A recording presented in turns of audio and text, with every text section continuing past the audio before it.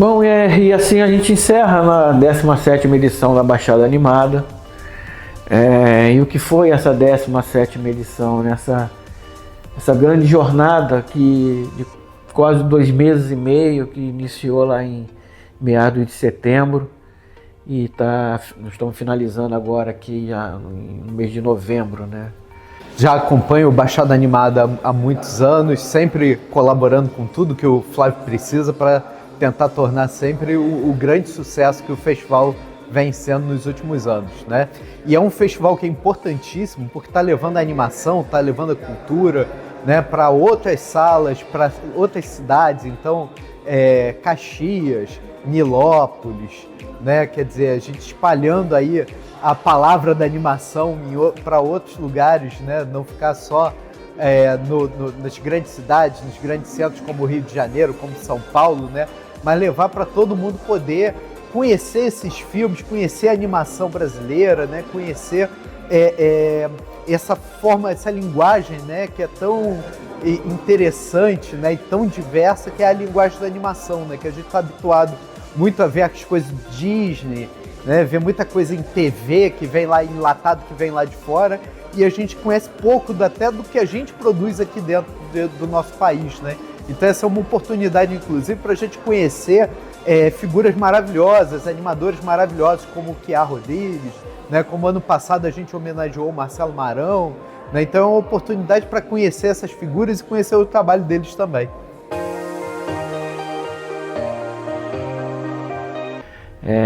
Foi isso, foi uma grande festa, onde nós tivemos condições de levar os nossos filmes, né, a nossa programação, para muitas cidades onde nós ainda não tínhamos chegado, sem abrir mão daquelas cidades, daqueles espaços por onde nós já havíamos passado, inclusive retomando as oficinas de animação no Degaze, que é algo que nós retomamos, essa experiência fantástica. E hoje, com a parceria aqui com a Baixada Animada, nós estamos no CRIAGE de Niterói, desenvolvendo uma atividade de animação.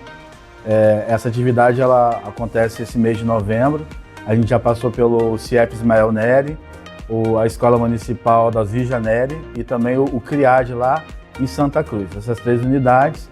E hoje a gente está aqui podendo desenvolver uma atividade que vai, de certa forma, contribuir com a formação humanística dos jovens, né, através da arte, através da transcrição de desenho e também as etapas de um pequeno filme de animação. É mais comum a gente estar sentado na cadeira e vendo um filme, vendo uma animação. É interessante esse processo de formação, quando as pessoas elas conseguem visualizar mesmo como que acontece um processo de animação. A experiência que a gente tem visto, né, as vivências que a gente tem experimentado, são pessoas empolgadas, sabendo que com um material de baixo custo é possível produzir uma animação bacana e interessante, né?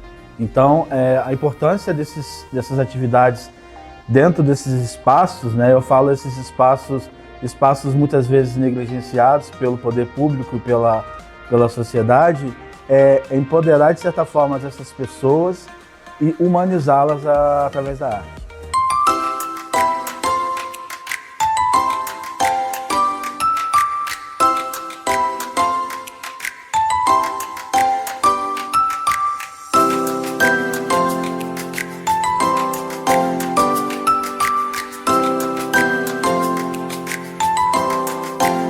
Passamos por todas essas cidades durante toda essa grande jornada, podendo entregar ao público de todos esses locais uma programação de primeira, que nós consideramos assim, o melhor do melhor.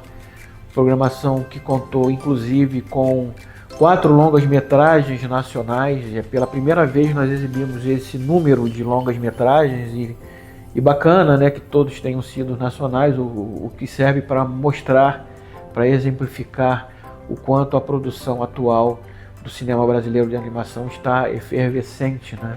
4 longas assim que inclusive tiveram a oportunidade de entrar em circuito comercial, né? E nós tivemos condição de trazê-los para a nossa programação, que contou também com 2 importantíssimas homenagens. Uma a que nós entregamos o prêmio Animato ao animador Andrés Liba, esse grande nome da animação nacional, e também a nossa segunda homenagem, que foi pelos 25 anos de um clássico da animação brasileira, que é o De Janela para o Cinema, que foi um filme dirigido pelo Chiá Rodrigues, porque nós também consideramos que, para além de destacar a programação, né, a produção contemporânea, é também importantíssimo nós darmos destaque aos grandes clássicos, mesmo que clássicos contemporâneos, mantendo esses filmes ligados às novas gerações, aos públicos mais contemporâneos. Maior felicidade de estar aqui no Baixada Animado. Esse ano o meu filme De Janela para o Cinema, meu primeiro filme, está sendo homenageado aqui. Eu sou fã do Baixada, sempre, já fiz oficina no Baixada Animada, sempre falei com o Flavinho que ele ia conquistar a Baixada do Rio e finalmente o evento desse ano está em vários lugares, em várias semanas, cada semana num lugar do Rio de Janeiro. Ele vai para Guapi, ele vai até em Paraty, então é muito importante isso, você levar o cinema de animação ibero-americano, brasileiro, para os recantos do Rio de Janeiro, né? Não só na Zona Sul. Então é muito importante isso que o Flávio faz, ele é um guerreiro, então eu sempre estou dizendo para ele vida longa ao Baixada e que o cinema de animação consiga sempre estar em todo canto, sendo visto por cada criança, cada adolescente e os adultos também, porque cinema de animação não é só para criança. Então, parabéns, Flávio, por essa empreitada. Viva o Baixada Animada sempre. Né? Então, queria começar esse nosso encontro com uma pergunta. Queria que você falasse um pouquinho como é que você se apresenta muitas vezes como um bonequeiro, quem que faz bonecos e tudo mais. Então, eu queria que você falasse um pouquinho mais dessa sua profissão, né? O que exatamente é um bonequeiro.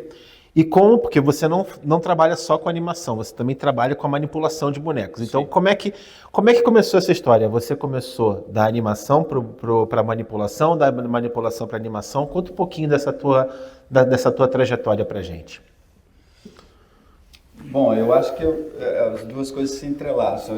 Quando criança, eu fazia muito teatro de bonecos, construía uns bonecos de fantoche, né? Cobrava entrada para os meus amigos.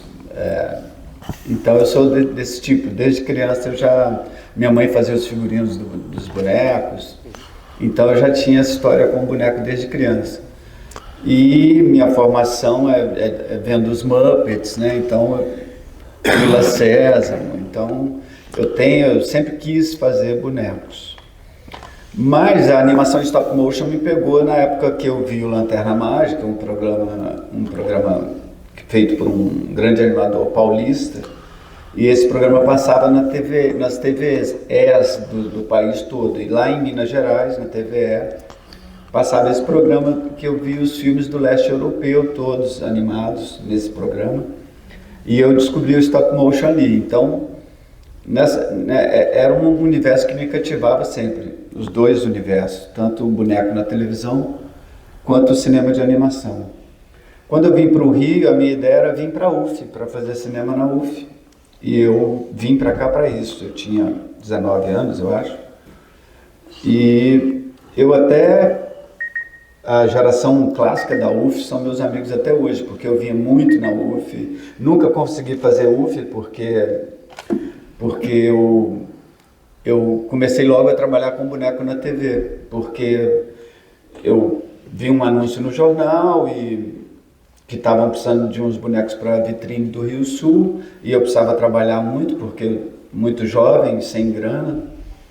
Eu fui morar na Tijuca também, e aí eu fui para a vitrine do Rio Sul, e lá nesse trabalho eu conheci o Pedro Girardello, que é ex-Sem Modos, um grupo famoso de teatro de bonecos aqui no Brasil.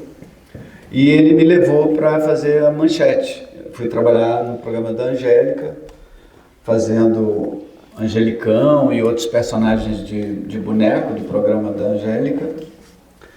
E de lá eu fui fazer TV Colosso, com a turma da TV Colosso. Então eu comecei muito jovem já trabalhando com boneco na televisão. E passei os meus anos, pelo menos uns 3 anos na TV Colosso, até que eu fiz um curso, um workshop do Marcos Magalhães. E aí o Marcos Magalhães, eu descobri, o workshop era muito legal, porque o workshop, o Marcos é um animador muito musical, né?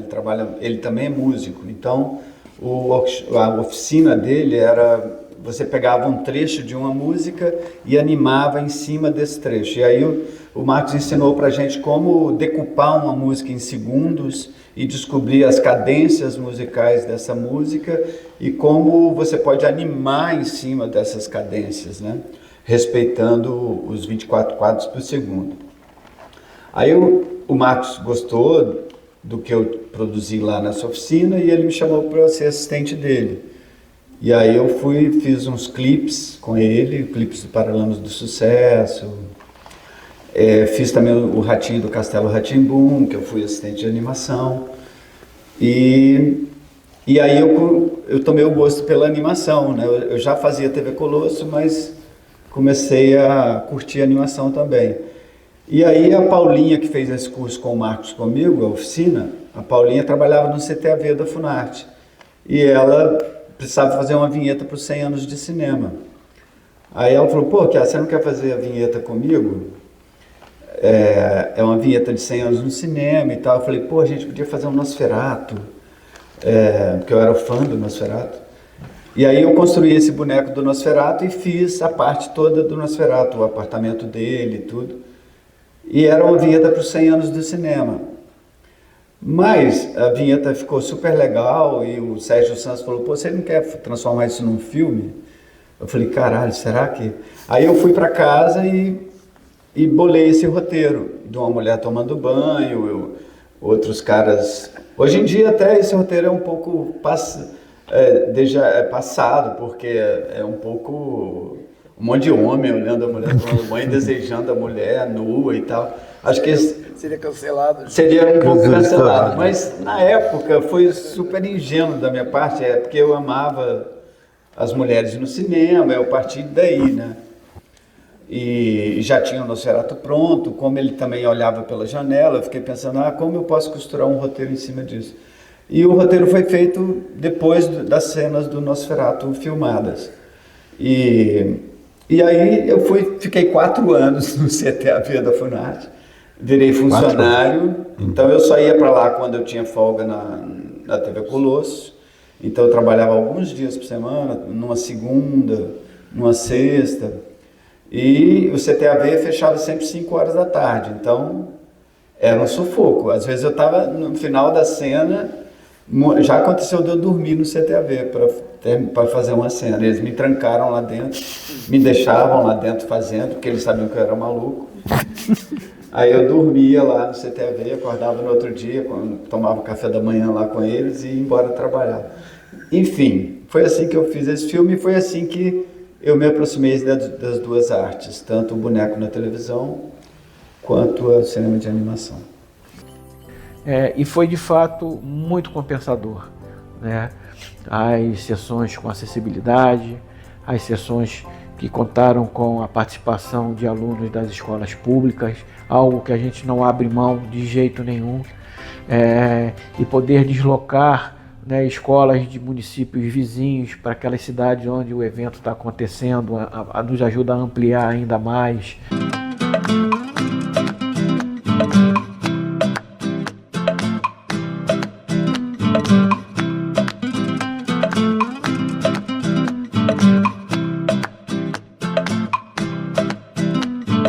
Foi bem diferente pra gente, nunca tínhamos recebido um convite assim para assistir a animação, né? A animação que vem da Baixada.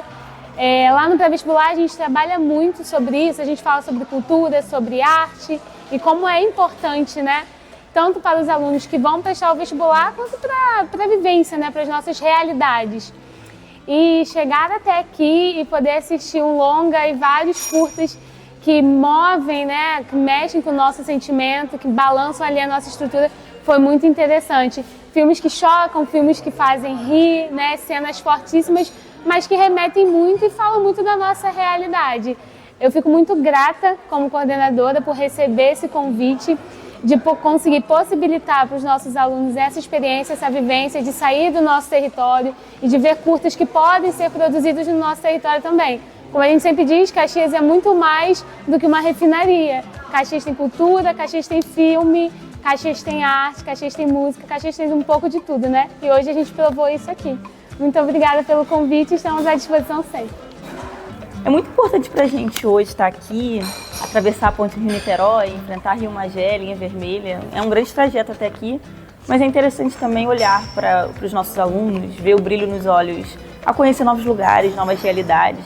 A gente veio aqui para a mostra Baixada Animada e todo mundo gostou muito do longa que a gente viu agora. Vão gostar também do curta que a gente vai ver, mas também é bem legal esse acesso à universidade de forma diferente, assim, ver a galeria de arte, assistir, estar no cinema, ter acesso a esse tipo de coisa que a gente é um pouco raro assim no nosso território, poder ter esse contato com a cultura pulsando assim, feita de gente real, tipo Marco, tipo você, tipo outras pessoas que estão aqui hoje produzindo esse evento. É muito legal, é muito maneiro pensar que o pré-vestibular ele vai além da sala de aula, mas também pensar o nosso território, pensar a cultura, pensar o acesso a estes jovens, a estas jovens, a esse tipo de bem que engrandece muito a nossa sociedade como um todo. Então a gente está muito feliz de estar aqui e espera poder estar sempre andando com eles por aí para conhecer outras coisas e ter outro tipo de acesso.